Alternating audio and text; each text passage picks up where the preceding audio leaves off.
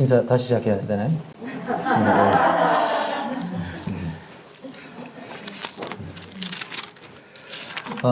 오늘은 너울에 관한 교재를 하려고 합니다. 제가 창세기 말씀을 이렇게 해오고 있는데 갑자기 너울을 주제로 끄집어낸 이유가 어디 있을까요? 창세기 너울이 등장하죠?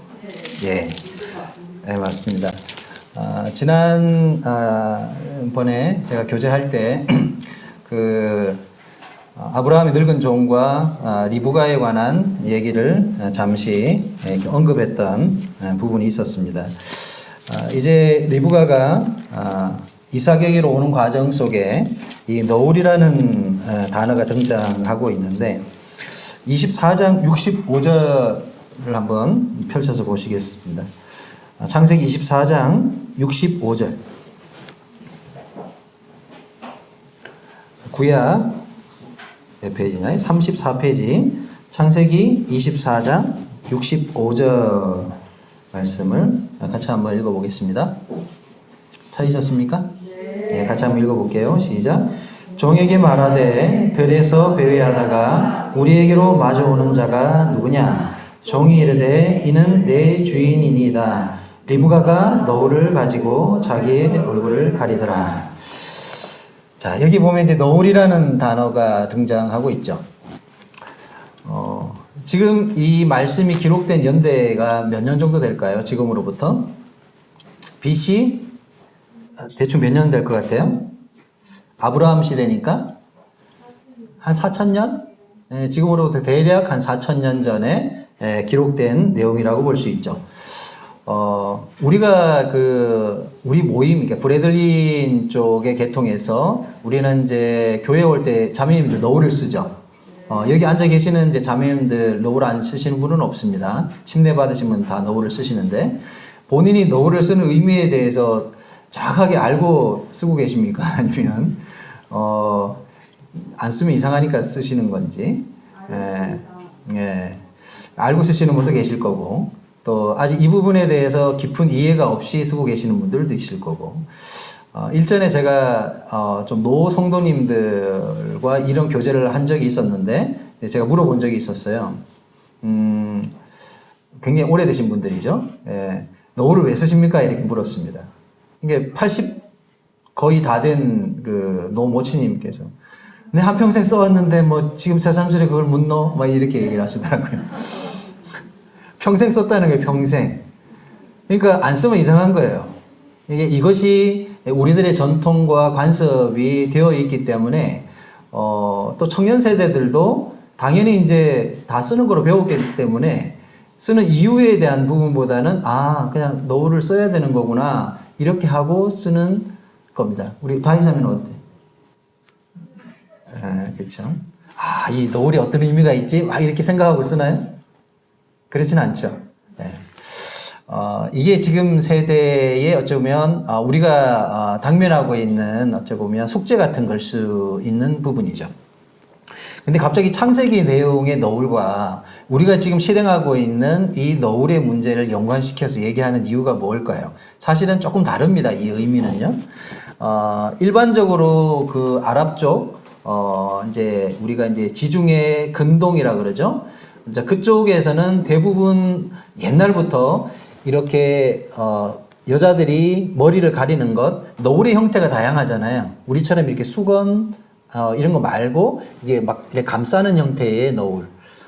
이제 그런 형태로 여성들이 자신들의 머리를 가리는 것이 어떤 기독교적 배경이 아니다 할지라도 오랜 관례와 관습처럼 내려오고 있습니다. 근데 한국 사람들은 옛날에 우리 조선시대에 머리에 썼나요? 여자들이? 어떤 것 같아요?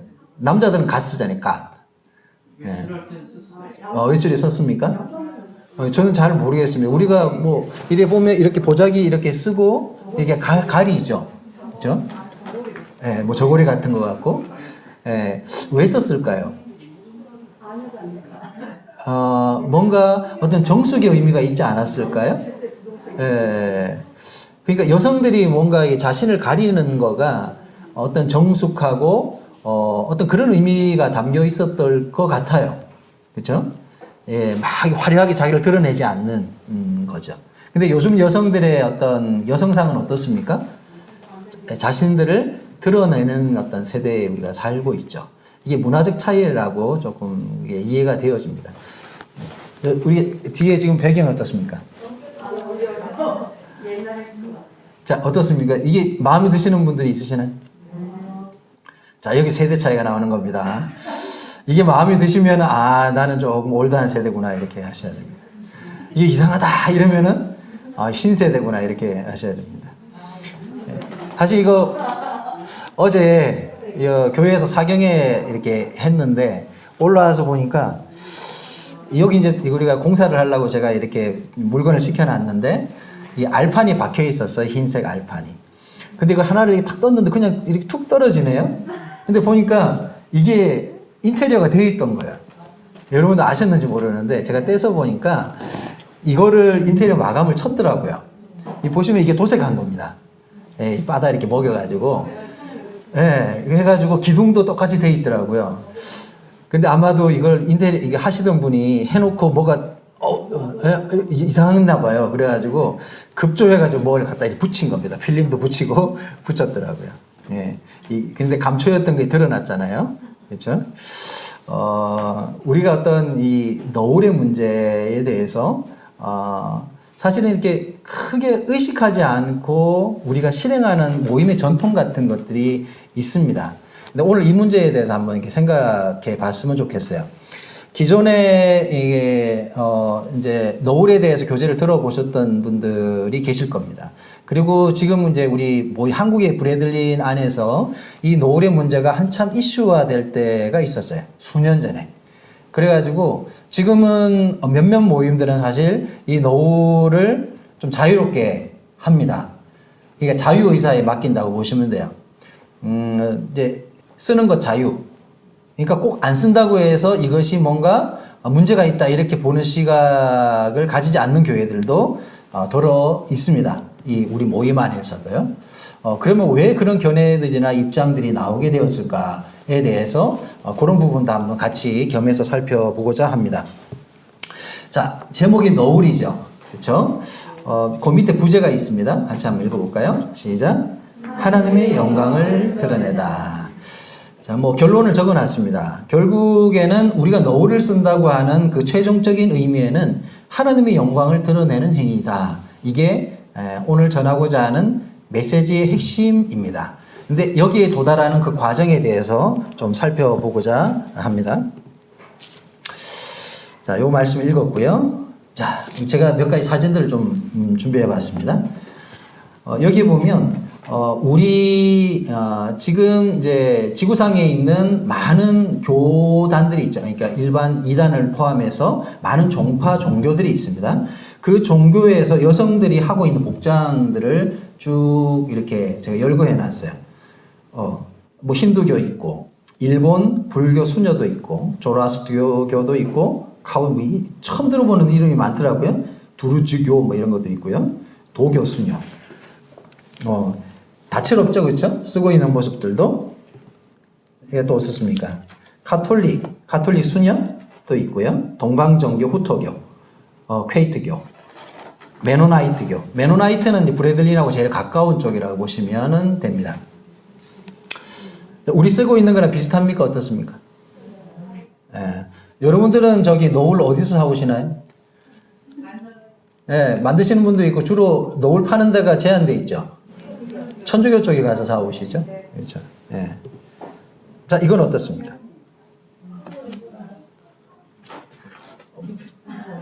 자세히 보십시오. 숨은 그림 찾기처럼 어디 갔습니까? 모임일까요? 하나님의 교회입니다. 예, 하나님의 교회에 예배드리는 모습입니다. 자, 이래서 보통 밖에서 우리 형제교단과 하나님의 교회를 헷갈려하는 얘기들이 나오고 있습니다. 그거 비슷하죠? 예. 근데 조금 더 복장들이 조금 조금 이렇게 통일되어 있다고 해야 될까? 예. 남녀 구분도 확실하고요. 예. 그 뒤에 보시면 보성 하나님의 교회 헌당 기념 예배라고 되어 있습니다. 제가 인터넷 뒤지다가 잘 나온 사진 하나 이렇게 봤는데, 이 사실 보성이 전라도에 있는 보성입니다. 아주 작은 곳인데 굉장히 많이 보이죠. 네, 그 소도시로 알고 있는데 거기에 꽤 많은 신도들이 있습니다. 하나님의 교회. 이제 다니시다 보면 영천에도 하나님의 교회가 있을 거예요. 일반 큰 도시에 가면요, 하나님의 교회가 그러니까 소위 자기들 말하는 그 예배당을 굉장히 잘 짓습니다. 일반적으로 이제 하나님의 교회가 아마 그걸 추구를 많이 하는 것 같아요. 그 사람들이 이제 밖에 사회 활동이라든지 보여지는 것에 굉장히 관심을 많이 가져요. 그래서 자기들의 어떤 예배당을 아주 고급스럽게 짓습니다. 네, 그래서 건물도 굉장히 잘 지어놓은 것 같아요. 자, 지금 한국에서 이게 노후를 쓰고 있는 교단은 천주교를 제외하고 실제로 이거 실행하고 있는 데는 하나님의 교회 쪽하고, 그리고 브레들린 쪽이라고 보시면 됩니다. 나머지 일반 그 종파를 벗어난 데 제외하고 말이죠. 뭐 천주교는 말할 것도 없고요. 그래서 이 하나님의 교회는 이제 신생 이단 집단이기 때문에 한국에 전통적으로 이 노후를 쓰고 온 기독교 단체는 어쩌면 이제 우리 브레들린 쪽이라고 보시면 될 것입니다. 그리고 노을의 색깔도 굉장히 이렇게 변천사가 사실 있죠. 요즘은 이제 까만색, 금색 골고루 다 쓰시는데, 예전에 우리 좀 오래되신 자매님, 박자매님, 옛날에 무슨 색깔을 썼습니까? 자유롭게 썼습니까? 아, 역시 신세대 여성다우시네. 예? 제가 기억하는 것은 대체로 그냥 통일해서 흰색 위주로 이렇게 썼던 거로 기억이 나거든요. 언제부턴가 뭐 까만 것도 쓰시고, 뭐 금색도 쓰시고, 이렇게 조금씩 이렇게 다채로워졌던 것 같아요. 예. 자, 이제 한번 본격적으로 교재를 한번 들어가 보겠습니다. 10장 23절 고린도전서입니다. 노을에 그 다루는 내용이 고린도전서에 나오죠. 고린도전서 11장에 나오고 있습니다. 자, 오늘은 고린도 10장부터 한번 살펴보도록 하겠습니다. 노을의 문제가 왜 언급이 되어 있는지에 대한 그 배경과 이유를 좀 살펴보기를 원합니다. 10장 23절을 보시면요. 이 고린도전서가 그 어떤 주제의 단락이 있는데 10장 23절부터 해서 이 내용이 어디까지 이어지냐면 14장까지 이어집니다. 한번 손을 한번 드시고요. 한번 찾아보세요. 14장 13절까지 14장 40절까지 보시면 됩니다. 자, 14장 40절이 어떻게 끝나나 보세요. 어떻게 끝나고 있습니까? 모든 것을 품위 있게 하고 질서 있게 하라. 이게 이제 우리가 지금 살펴보고자 하는 10장 23절부터 해서 그리고 14장 40절까지 안에 어떤 내용을 공통으로 다루고 있습니다. 그 공통으로 다루는 내용이 뭐냐면 공중 예배, 그러니까 교회 안에서의 어떤 그 예배와 관련된 내용들, 질서, 이런 것들을 다루는 내용들이라고 이해하시면 돼요. 그렇죠? 이해되셨습니까? 네. 이게 교회 공적인 예배 안에서 이루어지는, 여 안에는 뭐 만찬의 문제도 있을 거고, 또 교회 안에서 여러 가지 은사적 문제도 있을 거고요. 뭐 방언에 관한 문제도 나오고, 이게 그때 당시에는 다 교회의 어떤 공적인 예배의 안에 속하는 것들이었어요. 그래서 그 문제를 다루고 있는 부분이라고 이해하시면 됩니다. 근데 왜 이렇게 이 문제를 다루면서 처음에 서두에 23절 이렇게 제가 시작을 하고 있느냐 한번 보겠습니다. 모든 것이 가하나 이렇게 시작하죠. 말씀 보십시오. 어떻게 합니까? 모든 것이 가하나 어떻게 해요? 모든 것이 유익한 것이 아니요 모든 것이 가하나 모든 것이 덕을 세우는 것이 아니다. 이렇게 해놓고 31절 보십시오. 31절에 그런즉, 결론적으로 말입니다. 그런즉 너희가 먹든지 마시든지 무엇을 하든지 다 하나님의 영광을 위하여 하라 하고 32절에서는 덕을 다루어요. 자신의 유익을 구하지 말고 다른 사람들의 유익을 구하라. 그리함으로 다른 이들을 구원하라. 이렇게 얘기를 합니다. 그리고 바로 11장에 바로 이 실행에 관한 문제로 이제 들어가서 다루고 있는 거예요. 첫 번째가 바로 노을에 관한 부분입니다. 자, 그래서 11장을 바로 이렇게 보시는 것보다 앞에 있는 이 내용이 나오게 된 그 시발점을 보는 게 굉장히 중요하다는 것을 말씀드리고 싶은 거죠. 자, 우리가 어떤 문제를 다루게 될 때 어떤 사건이 일어나게 된 동기, 이제 그거를 들여다보게 되면 해답을 쉽게 찾을 수가 있게 되는 것 같아요. 그래서 이제 이 노을 문제, 저도 예전에 이제 제가 모임에서 학생 때부터 살았기 때문에 노을은 어떤 이게 진리냐, 아니냐, 뭐 이런 것조차도 생각해 보지 않고 당연한 것으로 여기고 생각했고, 그리고 이것은 어쩌면 당연히 진리니까 실행해야 되는 거라 이렇게 좀 여기고 살았던 것 같아요. 근데 가만히 이렇게 생각해보고, 또 주변에 여러 가지 어떤 상황들을 이렇게 보면, 그러면 이게 진리일까? 아닐까? 진리라는 건 뭐죠? 불변하는 게 진리잖아요. 그쵸? 변하지 않는 게 진리입니다. 그러니까 진리에는 우리가 일반적 진리가 있고 절대 진리라는 게 있어요. 절대 진리라는 것은 절대로 변하지 않는 진리죠. 근본 진리 같은 거. 예를 들어 하나님은 유일하신 하나님입니다. 이런 건 절대 변하지 않는 거잖아요. 그렇죠? 예수 그리스도가 구원의 근원이십니다. 이건 뭐예요? 절대 변할 수 없는 근본적인 진리로 보는 것들입니다. 근데 우리가 수건을 쓰는 문제가 이게 근본적인 진리로 봐야 될까? 라는 거예요. 여러분들 어떻게 생각하십니까? 예. 이게 어떤 뭐 답을 제가 갖고 묻는 게 아니라 한번 생각해 보시라고 제가 질문을 하는 거예요.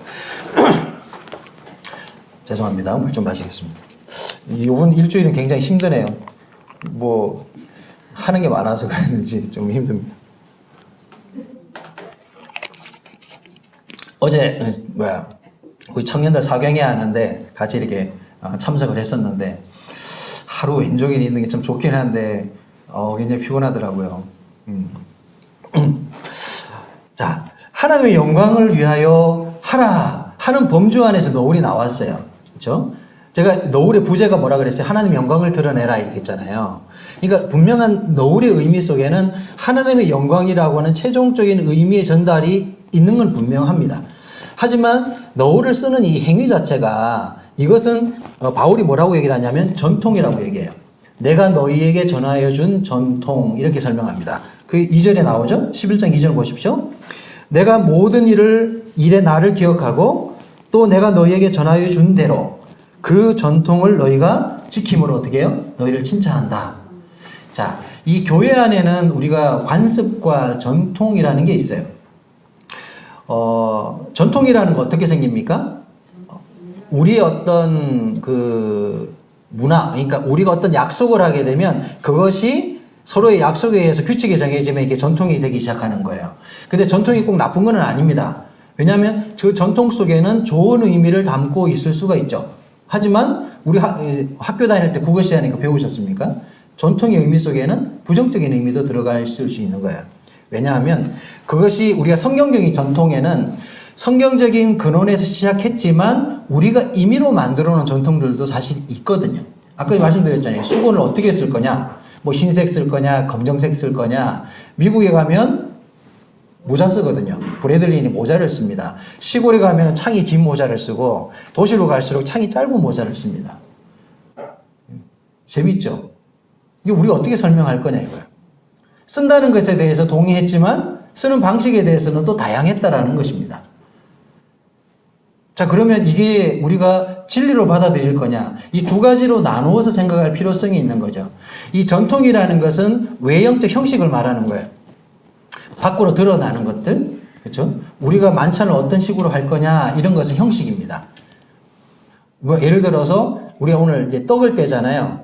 성경에는 떡이라고 말하고 있지 않죠. 원어상에는 빵입니다. 빵. 그래서 어떤 모임에 가면은 주님의 빵과 잔에 대해서 감사하겠습니다. 이렇게 얘기합니다. 이상하죠? 근데 이게 성경적이에요. 영어에도 빵이라고 되어 있고 원어 헬라어상에도 빵이라고 되어 있습니다. 이스라엘은 떡이 없거든요. 빵이거든요. 우리 문화가 떡이지 그들의 문화는 빵이에요. 자, 이건 어디에 속하는 거예요? 전통과 관련된 거예요. 한국식 전통이죠. 예? 우리 또 포도주도 예를 들어서 이렇게 포도주를 마실 수도 있고 그냥 포도 음료를 먹을 수도 있잖아요. 그렇죠? 그냥 우리들의 약속이라고 생각하시면 됩니다. 그러니까 그 전통과 관례 속에 담겨 있는 의미와 그리고 우리가 실행하는 형식적인 외형적 형식과를 두 개를 따로 딱 두 개 잘라가지고 두 가지를 생각해 봐야 한다는 것이죠. 이해되시죠? 그래서 이 전통이라는 것은 시대와 상황에 따라서 그리고 그 집단에 따라서 약간씩 변형하면서 변해갑니다. 하지만 거기에 담겨있는 본질적인 의미는 어떻습니까? 변하지 않는 거예요. 네. 그래서 오늘 우리가 접근하고자 하는 것은 여기에 담겨있는 본질적인 의미에 대해서 좀 생각해 보고자 하는 것입니다. 왜 노을의 문제를 고린도 교회에서 이 문제를 다루었느냐라는 것이죠. 우리 어제 이제 그 사도행전 사경회를 했는데 고린도전서가 쓰여진 이유와 배경에 대해서 대략 이렇게 제가 좀 설명을 했었어요. 그거 아십니까? 바울이 2차 전도 여행을 할 때 고린도 교회가 세워졌거든요. 그리고 고린도전서라는 이 책을 쓸 때까지 몇 년이 걸린지 아세요? 몇 년 걸렸을까요? 불과 4, 5년이 넘어가지 않습니다. 그러니까 고린도 교회의 역사가 몇 년이라고요? 말씀드렸잖아요, 앞에. 4, 5년이 안 된다고요. 그러니까 이 고린도 전서를 쓸 당시에 고린도 교회가 이 편지의 수신자잖아요. 그러니까 이 어떤 노을의 문제, 만찬의 문제, 이런 문제가 발생하게 되기까지의 시점이 불과 4, 5년밖에 안 된다는 거예요. 영천교회 역사가 몇 년입니까? 손희자매는 몇 년이죠? 93년도부터 생겼잖아요. 예, 더하기 빼기 이렇게 해보시면 한 30년 아직 안 됐죠? 예, 30년 좀 안 됐습니다. 영천교회가 고린도교회 역사보다도 4배, 5배 긴 거예요. 자, 이렇게 하면 확 오죠. 그러니까 실제로 고린도교회가 굉장히 미숙하고 어떤 부분에 있어서 실행에 있어서 너무 짧은 시간에 어떤 많은 문제들을 그들이 받아들였고 바울을 통해서 바울이 고린도교회에 18개월 정도 머물렀거든요. 18개월 머물면서 여러 가지 것들을 가르쳤어요. 그리고 고린도 교회가 이것을 받아들이고 실행을 했는데 실제로 적용한 게 몇 년이 안 됐다 이 말이에요. 그게 부작용이 있을까요, 없을까요? 당연히 부작용이 있죠. 미숙하다 이 말이에요. 어떤 문제에 대한 이해도가 부족했다 이거죠. 그래서 바울이 이 문제를 짚어주고자 했던 겁니다. 이 편지를 통해 가지고. 그러니까 고린도 교회 성도들이 자기들이 뭘 하고 있으면서도 확신이 없는 것들이 많았어요. 그래가지고 이걸 갖다가 편지로 써가지고 바울한테 보냅니다. 바울한테 보내서 거기에 대한 해답을 보내주시오라고 요청을 하게 된 거예요. 그래서 바울이 그 문제에 대한 일일한 질문들에 대한 해답을 적은 게 고린도전서입니다. 이해되셨죠? 자, 넘어가 볼게요. 자, 그리스도인의 예배와 관련한 그리스도인의 자유. 이 노을은 어디에 속한 거라고요? 교회의 예배와 관련되어 있는 겁니다.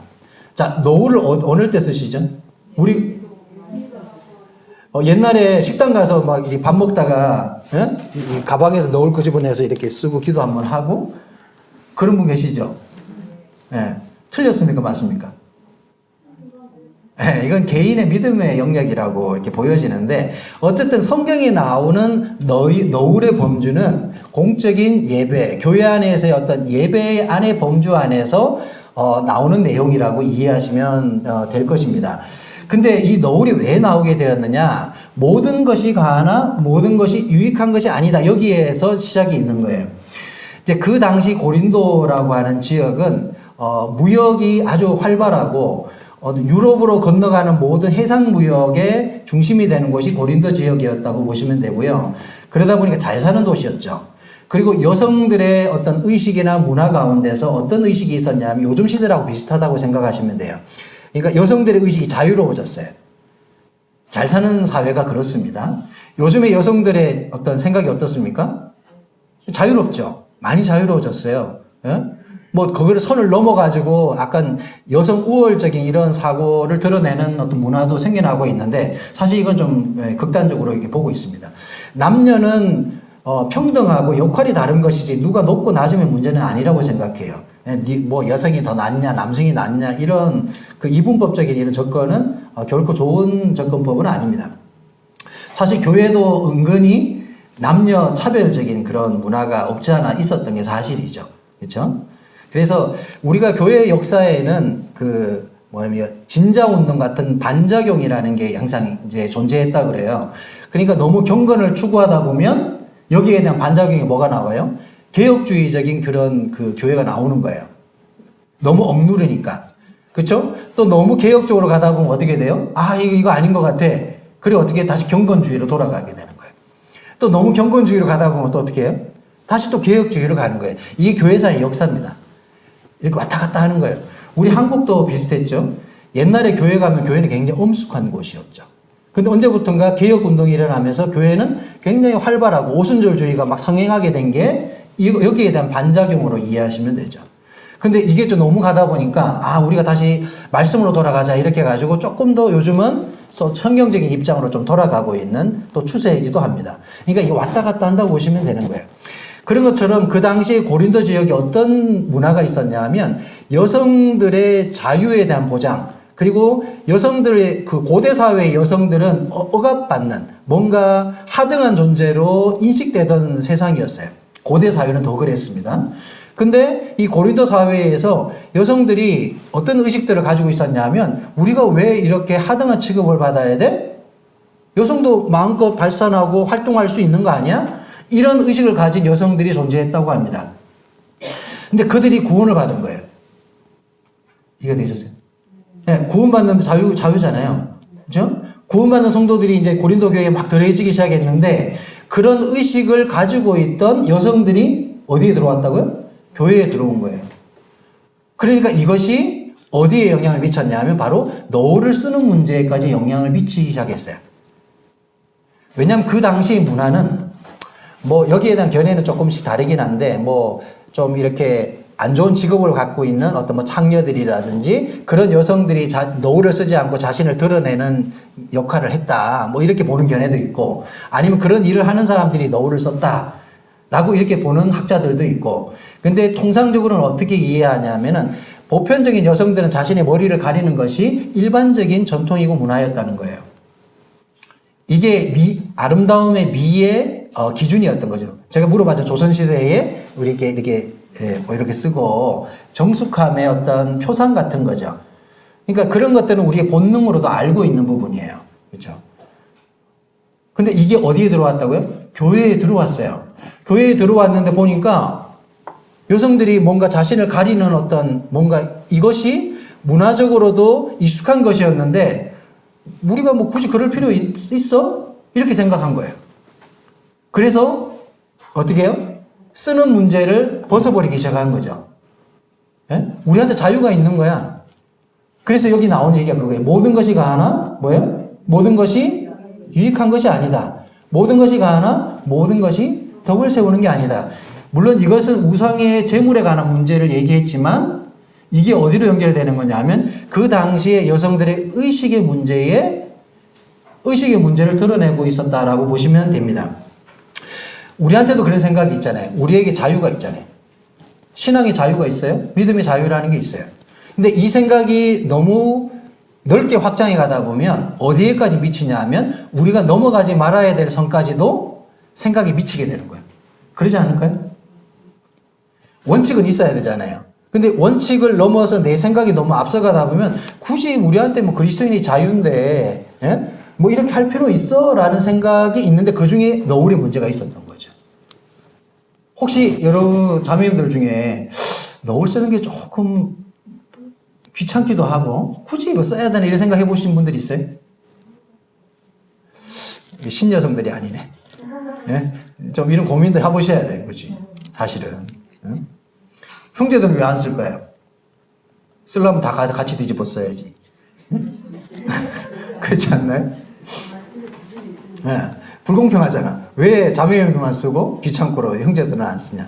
성경이 남자는 쓰지 말라고 그랬으니까 안 쓰는 건 맞긴 하지만 어찌됐든 이 너울에 쓰는 문제에 대해서 우리가 고민해 볼 필요성이 있어. 아, 이거 그리스도인의 자유가 아니야? 굳이 뭐 이거 쓸 필요 있어? 막 자꾸 흘러내리고 막 삥 꽂아야 되고 귀찮은데 예? 예. 반쯤 걸쳐야 될까? 아니 앞에까지 눌러야 되나? 눈까지 가려야 되나? 막 이런 세상 고민들도 아마 쓰면서도 하실 수도 있어요. 예?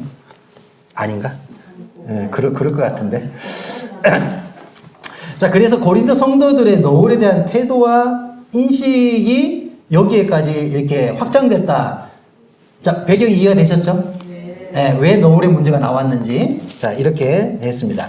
자, 그러면 성경에서 바울이 너울을 언급하면서 왜 너울의 문제가 중요한가에 대해서 근거를 제시하고 있어요. 이게 교리입니다, 교리. 자, 말씀을 한번 보시면 여기에서 네 가지의 근거를 제시하고 있습니다. 앞에 보시면 11장 3절에서 6절까지에는 질서의 문제를 다루고 있어요. 그 다음에 두 번째 7절에서 9절까지는 창조의 원리를 다룹니다.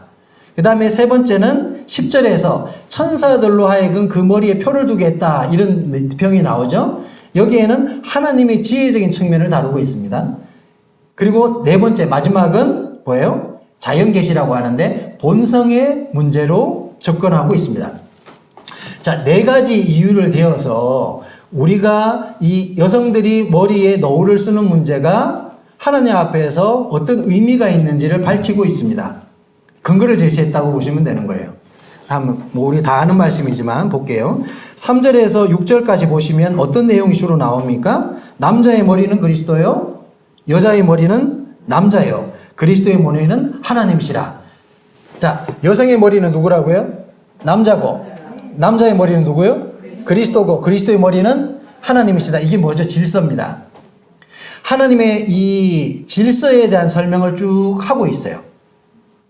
맞죠? 기독교의 근본적인 진리 중에 질서의 문제는 아주 중요합니다. 교회의 머리가 그리스도고 창조자 이 우주 만물의 주가 하나님이라는 부분은 질서의 측면입니다. 그리고 부모의 자식 관계도 뭐죠? 이것은 질서의 문제예요. 자식이 부모를 넘어갈 수 없잖아요. 이것은 하나님이 정해준 불변하는 질서 같은 거예요. 이 너울의 의미에 뭐가 있다고요? 질서의 의미가 있다. 이거예요. 여자의 머리는 누구라고? 남자. 결국에는 여자의 머리는 하나님이라는 거예요. 자, 여기서 중요한 한 가지 팁을 발견할 수 있는 게 뭐냐면 남자들은 쓰지 않잖아요. 왜 안 씁니까? 안 쓰는 이유는 그 머리가 그리스도를 상징하기 때문에 그리스도의 머리를 가리면 안 되잖아요. 그래서 안 쓰는 거예요. 그런데 의미적으로는 남자가 쓰고 있는 겁니다. 좀 어렵나요? 자, 여성들은 너울을 쓰는 것으로 실행하고 있는 거고 최초의 실행자고요. 남성들은 여성을 바라보면서 뭘 보는 거라고요? 자기 머리가 그리스도라는 것을 보는 거예요. 그러니까 여성들의 믿음이 더 중요한 거예요. 지금 여기에서. 그러니까 남자가 쓰지 않는 것은 그 머리가 상징하는 바가 그리스도고 하나님께로 이어지기 때문에 가려서 안 된다는 의미이지만 실제로 그 담겨진 의미에는 남자가 쓰고 있는 겁니다. 이해가 되셨어요? 남자들은 안 써도 돼. 이런 문제가 아닙니다. 이 문제가. 질서를 다루고 있는 문제니까, 자매들이 너울을 쓰는 모습을 보면서 내 머리가 바로 그리스도고 나의 머리는 주구나. 라는 것을 그 너울을 확인하면서 질서의 의미를 생각하는 거예요. 자매들만 하라고 하는 게 아닙니다. 이거는 온 교회가 그 의미를 할 수 있도록 실행자가 자매들일 뿐일 거예요. 자, 이미 이해가 되셨죠? 네. 자, 여기에 보면 5절 말씀 보십시오. 물은 여자로서 머리에 쓴 것을 벗고 기도나 예언. 그러니까 너울을 써도 안 써도 된다라고 주장하는 사람들이 근거의 말씀을 이렇게 얘기합니다. 네. 왜냐하면 너울은 여자들이 공적으로 기도하거나 활동할 때만 쓰는 거야. 이렇게 해석해요. 이 말씀을 가지고. 무릇 여자로서 머리에 쓴 것을 벗거나 기도나 예언을 한다. 그러니까 기도할 때나 예언할 때, 그러니까 뭔가 공적인 활동을 할 때만 자매들이 쓰는 거예요. 경기도의 어떤 특정한 교회는 이렇게 가르칩니다. 이게 알렉산더 스트라우크 형제님이 있는 그 미국 쪽에 있는 모임에서 그렇게 가르치는 내용이에요. 이 내용이. 그래서 그걸 따라하는 겁니다. 실제로. 자, 근데 이 무릇이라는 단어가 얼마 전에 그 밀양의 김기용 형제님이 수년 전에 이 한국의 너울의 문제가 논쟁이 있을 때 이 문제를 갖고 본인이 답변한 내용이에요. 어떤 내용이냐면 이 무릇이 헬라어로 파사라고 합니다. 파사. 파사가 영어로 하면 all이에요. all. all이 뭐죠?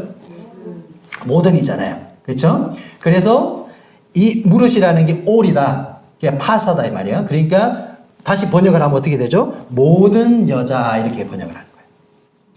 그러니까 특정한 사람만을 말하는 게 아니라 모든이라는 뜻을 갖고 있다. 근데 한 가지 간과하는 게 있는데 헬라어 문법을 공부해 보면요. 파사라는 것은 모든이라는 뜻도 있고요. 각각이라는 뜻도 있습니다.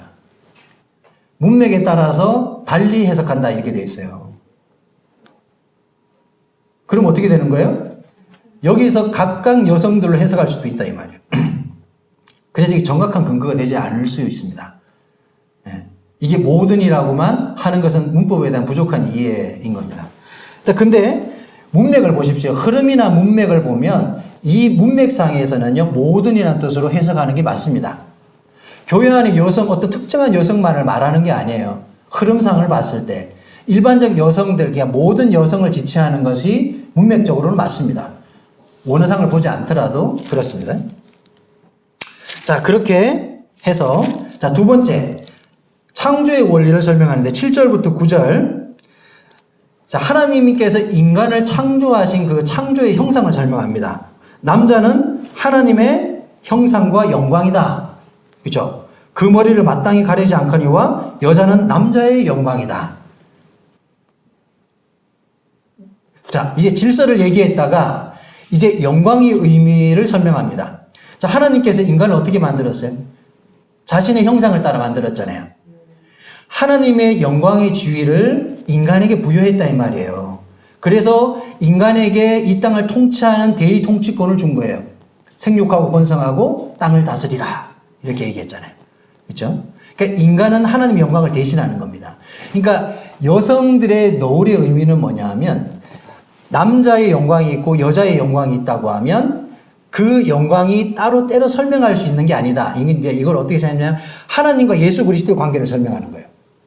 자, 예수 그리스도가 창조사역에 참여하셨잖아요.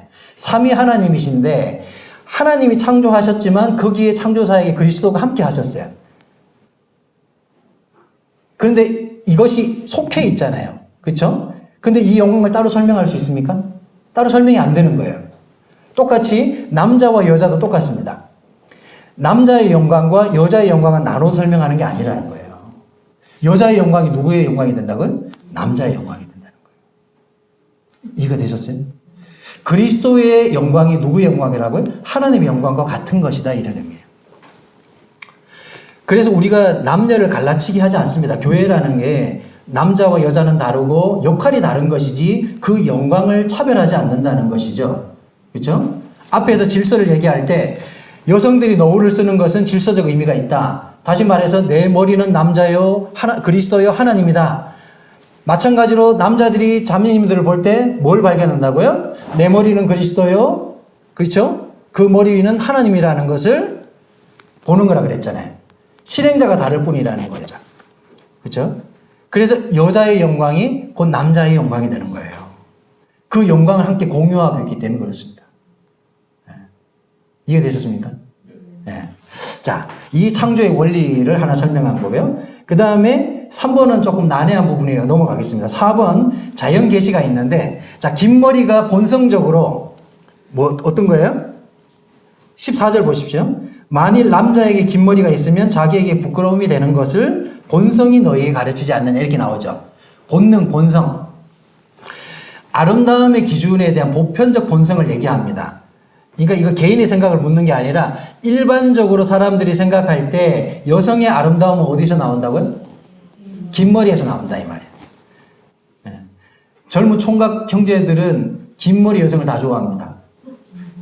근데 요즘은 소수들은 뭔가 단발머리도 좋아하고 이렇게 하는데 대체로 남자의 본성은 뭐냐 하면 여성의 아름다움은 긴 머리에 있다고 여겨요. 이게 본성입니다. 본성. 성경이 이렇게 가르치잖아요. 그렇죠? 아닙니까? 네, 맞습니다. 자, 나중에 우리 자매는 이 목이 안 좋아가지고 머리 길면은 막 힘들다고 그래요. 그래가지고 저는 긴 머리가 좋거든요, 사실은. 근데 자매의 이 목 건강을 위해서 뭐 짧은 것도 괜찮습니다. 이런 것처럼 여성의 아름다움은 긴 머리, 하나님이 주신 본성이라는 걸 가르쳐주고 있어요. 근데 여기서 오해되는 부분이 있어요. 여자에게 긴 머리를 주는 것은 이게 쓰는 것을 대신하여 주신 영보다 이 말씀 때문에 논란이 된 겁니다.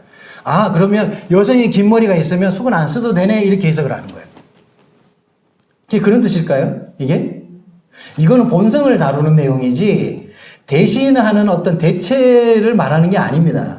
이건 문맥을 잘못 해석을 하는 거죠. 요 단락만 딱 떼가지고 요 구절만 얘기하면 그렇게 해석할 수는 있어요. 하지만 전체적인 흐름이나 여기서 말하고자 하는 문맥상 흐름은 뭡니까?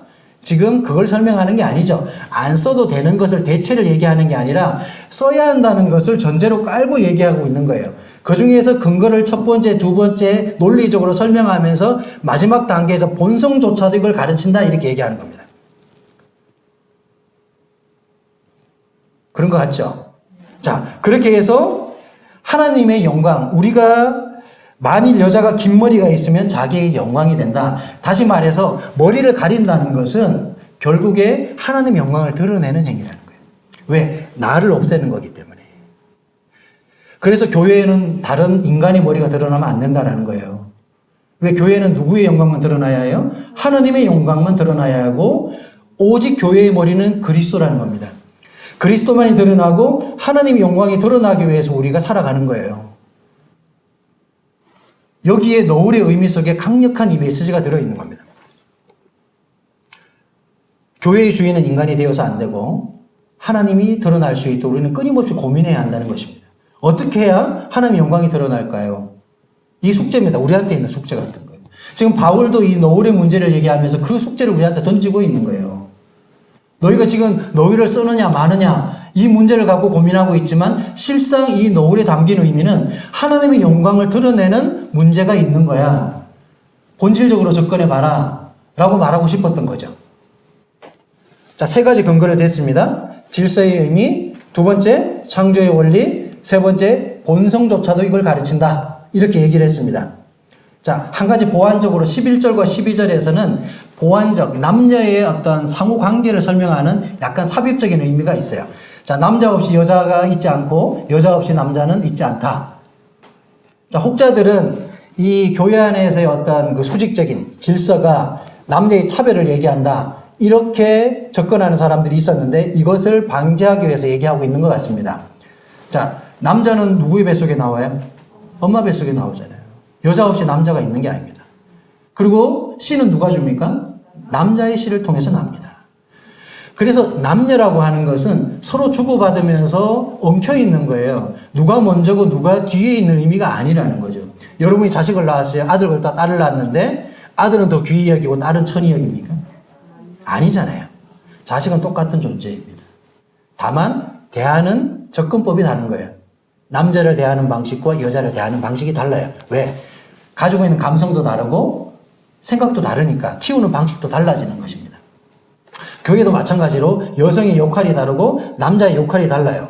남성들은 공적인 일에 대해서 역할을 담당하고 있고 여성들은 그 외적인 다른 이런 노후를 쓰는 문제라든지 드러나지 않는 것으로 형제들에게 본을 보이는 겁니다. 가르치는 거예요. 실상. 행위로 가르치는 거예요. 그죠? 그러니까 높고 낮으면 문제가 아니라는 거죠. 가정에서도 남녀의 차이가 다르잖아요. 그것은 높고 낮으면 문제가 아닙니다. 힘세다고 막 이렇게 엇박지르는 남자는 정말 나쁜 남자입니다. 예. 왜? 역할이 다른 거니까. 교회에서 형제들한테 공적인 역할을 줬는데 공적인 책임을 다하지 못하는 건 뭐예요? 여성들이 노후를 쓰지 않는 문제하고 똑같은 거예요. 이해가 되셨습니까? 형제들은 손을 들어서 거룩한 손을 들어서 하나님 앞에 기도하고 공적인 부분에 대해서 책임을 다해야 된다고 성경은 가르칩니다. 근데 자매님들은 노후를 쓰라고 강조하면서 왜 형제들은 자기의 책임을 다하지 않아? 라고 말할 수 있는 거예요. 이 말 했다고 나중에 또 이제 뭔가 판단거리를 하나 준 것 같아가지고 죄송한데 항상 말씀 전하는 사람이 남자잖아요. 남자가 말씀을 전하기 때문에 항상 자기 위주로 교제를 하거든요. 그러니까 좀 이게 평등하게 교제를 해야 되는데 하여튼 그렇습니다. 자, 이렇게 실행의 역할, 방식이 다르다라는 걸 얘기했고 그리고 11절과 12절에서 이것은 남녀의 차별, 높고 낮음을 얘기하는 게 아니라 하나님 말이 머리예요. 하나님 말이 모든 시작점이고 인간은 닭이 먼저냐 달걀이 먼저냐 이거 아니라는 거죠. 그렇죠? 이거 가지고 논쟁하면 안 된다는 것입니다. 어디 자매가 감히 이런 얘기하면 안 됩니다. 교회에서 어디 자매가 이렇게 하면 안 돼요. 내가 스스로 본을 보여야 되는 거지 말로 순종을 강조하거나 이런 게 아닙니다. 역할을 설명해 줄 뿐인 거죠. 순종하고 안 하의 문제는 누구의 문제예요? 그 당사자의 문제예요. 응? 그렇지 않습니까? 예를 들어 자매님들이 형제님 기도 안 해요? 이렇게 말할 수 있겠죠. 속으로. 겉으로 말하면 곤란하니까. 속으로 말할 수 있겠죠. 근데 그 속으로 텔레파시로 전해드는 형제가 하든 안 하든 누구의 자유예요? 그거 본인의 자유예요. 하지만 책임도 본인이 지는 겁니다. 그래서 우리는 원리를 가르치는 거예요. 교회는 지시하는 게 아니라 원리를 가르치고 그 원리에 대한 각각의 순종에 대한 반응을 보는 것입니다. 이것이 원활하게 잘 이루어지게 될 때 교회는 아름답게 조화로워지는 것입니다. 자, 시간이 잘 가요. 52분이네. 참 시간이 너무 잘 가요. 자, 14장 40절로 끝난다 그랬죠. 자, 우리가 시작했던 모든 것이 가하나 이 말씀이 어디서 끝난다고요? 14장 40절. 14장 후반부에 보면 여성들은 공적인, 여자들은 교회에서 잠잠하라 이렇게 얘기합니다. 예? 그러니까 성경에서 명확하게 가르치고 있어요. 여성들의 공적인 활동이나 참여, 예를 들어서 뭐 기도를 한다든지 말씀을 가르친다든지 이런 공적인 역할에 있어서는 잠잠하라고 얘기하는 거예요. 역할이 다르니까. 이해가 되셨어요? 그래서 자매들이 가르치지 않는 겁니다. 교회에서는요. 뭐 말을 못해가지고 언변이 없어가지고 그런 게 아니에요. 이것은 하나님이 그렇게 역할상으로 얘기하고 있는 거예요. 그러면서 마지막 40절에 가서 결론을 어떻게 내리냐 하면 이 모든 예배에 관련된 문제에 있어서 모든 것을 품위 있게 하고 어떻게 하라고요? 질서 있게 하라는 거예요. 하나님이 만드신 그 창조의 원리를 따라서 그 의미를 따라서 우리는 품위 있게, 그렇죠? 품위가 뭡니까? 누가 봐도 정말 품위 있다. 성도들이 품위가 있어야 되죠. 경박스럽거나 뭔가 눈살이 찌푸려지는 그런 게 아니고 정말 신사답고 품위가 있어야 하는 거예요. 품위 있고 질서라는 것은 교회 안에 세워놓은 하나님의 이 창조의 질서를 깊이 이해하고 순종하는 것입니다.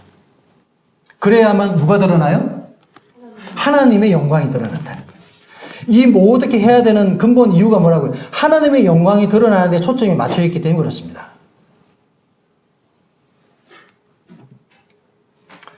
자, 이제 결론을 짓겠습니다. 우리가 교회의 전통과 관습에 제가 얘기를 초반부에 얘기했습니다. 그리고 원리에 충실한 순종에 대한 얘기를 또 했습니다. 그러면 두 가지 다 중요합니까? 안 중요합니까? 사실 중요한 겁니다. 시작점은 어디에서 시작하는 거예요? 원리와 순종의 의미에, 그러니까 원리에서 시작하는 거예요. 원리를 이해하지 못한 채 전통과 관습만을 주장하게 되면 뭐가 되냐면 이게 종교가 되고 형식이 되는 거예요. 의미도 모르고 쓰는 게 무슨 의미가 있어요?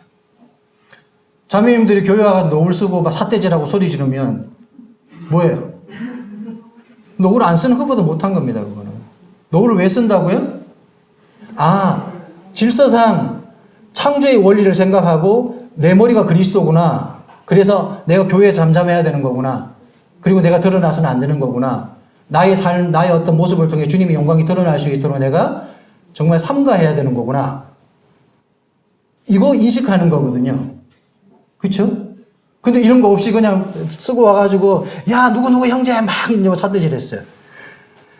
안 쓰니만 못하다, 이 말이에요. 이해가 되셨죠? 그러니까 원리가 그렇게 중요한 겁니다. 우리가 어떤 의미를 알고, 쓰는 겁니다. 그러니까 어떤 사람은 극단적으로 이렇게 얘기합니다. 그러면 우리가 순종하면 굳이 안 써도 되는 거네? 이렇게 이분법적으로 생각하는 사람이 있어요. 근데 여기에서 뭐라고 얘기를 하냐 하면, 사실 이 실행의 방식은 다양하다 그랬잖아요. 전통과 관습이라는 건 시대와 상황에 따라서 변천합니다. 그래서 우리의 약속에 따라서 조금 다르게 실행할 수도 있는 부분이 있어요. 여기에 초점을 너무 강하게 두기보다 그 의미를 두고 쓸 수 있도록 권해야 한다는 거죠. 여러분들이 자매님들이 정말 내가 노후를 쓰는 게 이렇게 깊은 의미가 있었구나. 그리고 이것이 정말로 하나님의 영광을 드러내는 중요한 행위인 거구나. 이렇게 인식을 하시고 노후를 쓰면 나의 몸가짐, 나의 생각, 나의 태도가 어떻게 되겠어요? 많이 달라집니다. 사람이 복장이라는 거는요, 행동을 가늠합니다. 체육복을 입고 강단에 서면 어떨까요? 네. 우리가 교회에 올 때 복장을 조금 더 단정하게 하는 이유는 뭐냐면 이 복장이 사람의 몸가짐을 조금 더 정결하게 해요. 그 중요한 부분이 있습니다. 옷을 편하게 입으면 사람 행동도 편해지거든요.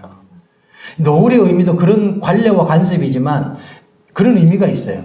이게 하나의 예식이니까 이렇게 함으로 인해서 내 몸가짐이 조금 더 달라지는 거예요. 이해되시죠? 네. 네. 자, 이 말씀을 읽고 마치겠습니다. 같이 한번 읽어보겠습니다. 11장 2절 3절입니다. 같이 읽겠습니다. 시작. 내가 너희에게 전하여 준 대로 그 전통을 너희가 지킴으로 너희를 칭찬하노라. 그러나 나는 너희가 알기를 원하노니. 자, 여기에서 핵심이 뭡니까? 뭘까요? 빨갛게 해야지, 빨갛게. 그렇죠. 핵심은 전통이 아니고 그러나 나는 너희가 알기를 원하노니가 더 주된 핵심이에요. 그렇다고 해서 이 전통을 무시하는 게 아니잖아요. 내가 너희가 전통을 지키는 걸 칭찬한다 그랬잖아요. 그러니까 우리가 어떤 노을의 문제라든지 이런 것들을 순종하는 것은 당연한 거라는 거예요. 그렇죠? 칭찬받을 일이라는 거예요.